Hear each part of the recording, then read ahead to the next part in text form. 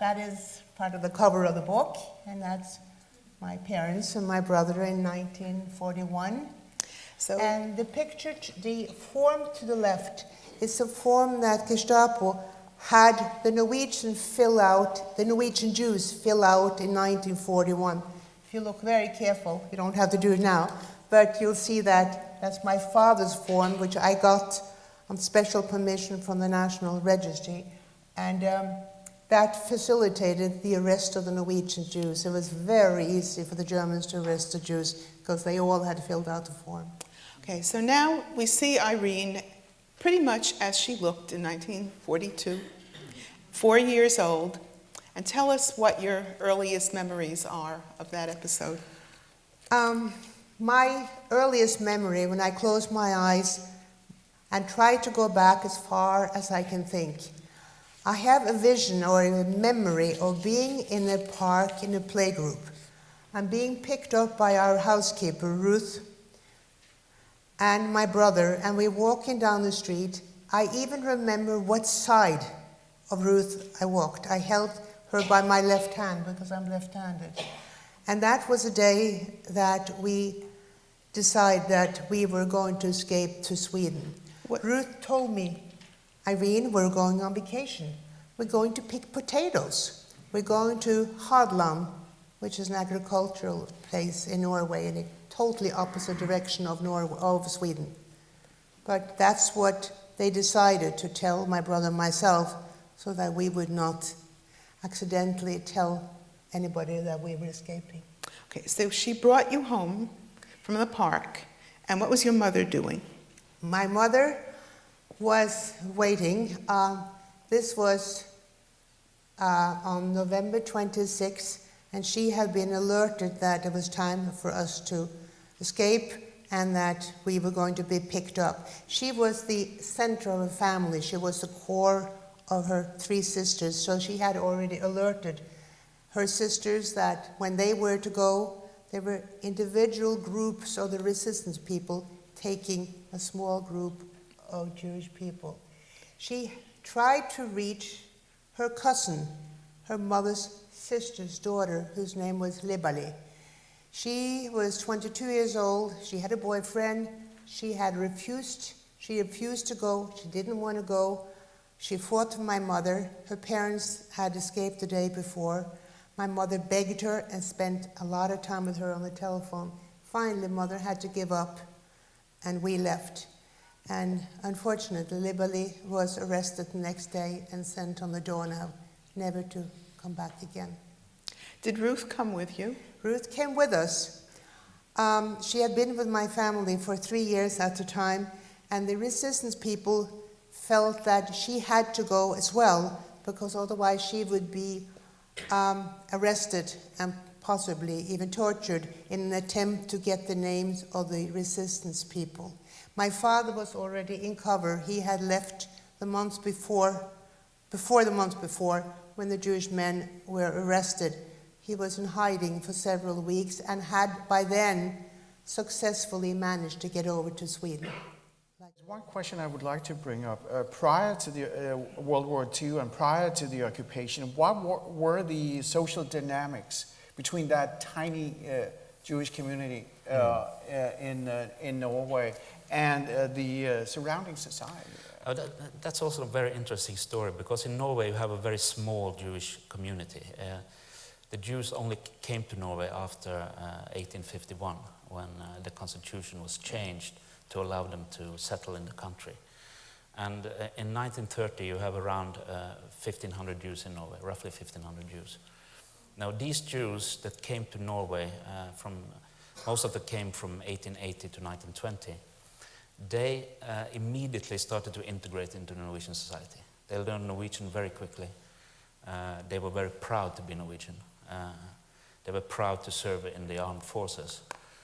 But this Jewish integration was not followed up by Norwegian authorities in the same way. There was still a growing anti-Semitism in Norway, and particularly after the First World War had started. World War I, yeah. Yeah, the reason for that was, of course, that in Norway, as in many other European countries, Jews and communists were seen as the same Identified, thing. yeah. Yes.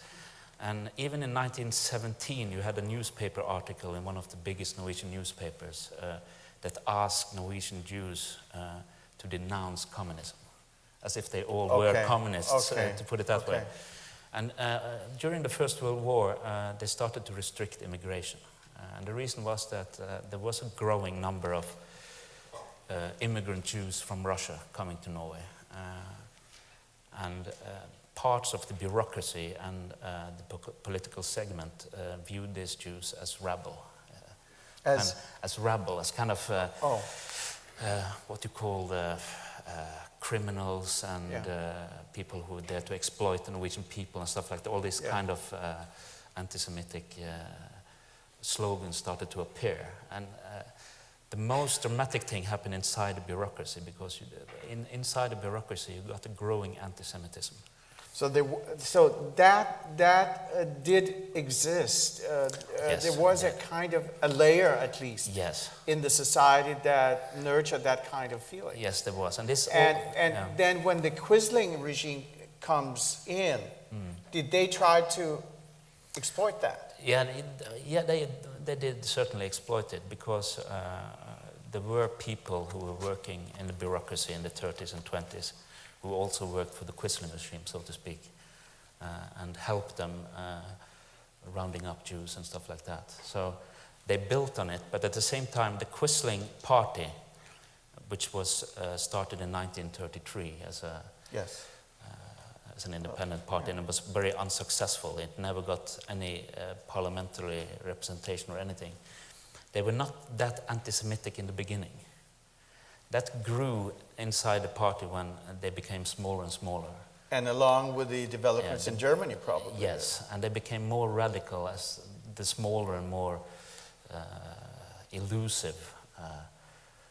There was no chance for them to get any political representation in Norway. And as we get closer to 1940, they get more and more anti-Semitic. And of course, this political anti-Semitism, which most Norwegian, I would say the vast majority of Norwegian people viewed this with skepticism.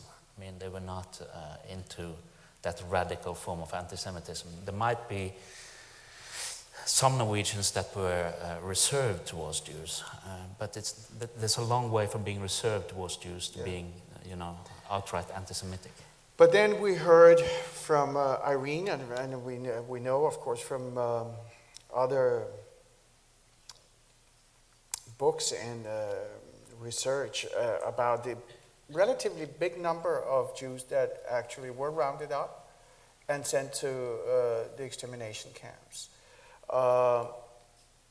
And how do you explain that such a big proportion of the Norwegian Jews were rounded up and were sent into the death camps?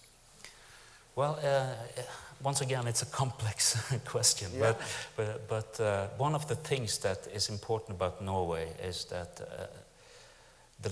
it was not the Germans that executed the arrest of Norwegian Jews. It was done by Norwegian police, mainly by Norwegian police. And that meant that you had people executing these arrests that knew they knew their local communities very well.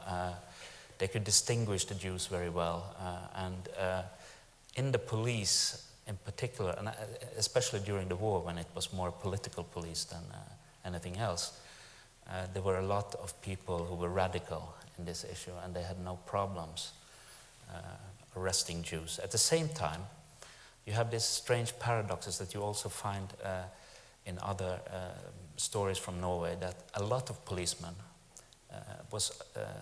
went out into Oslo in particular, the night before the arrests were to take place, to warn Jews to get away. So there were also policemen who were working against the Quisling regime.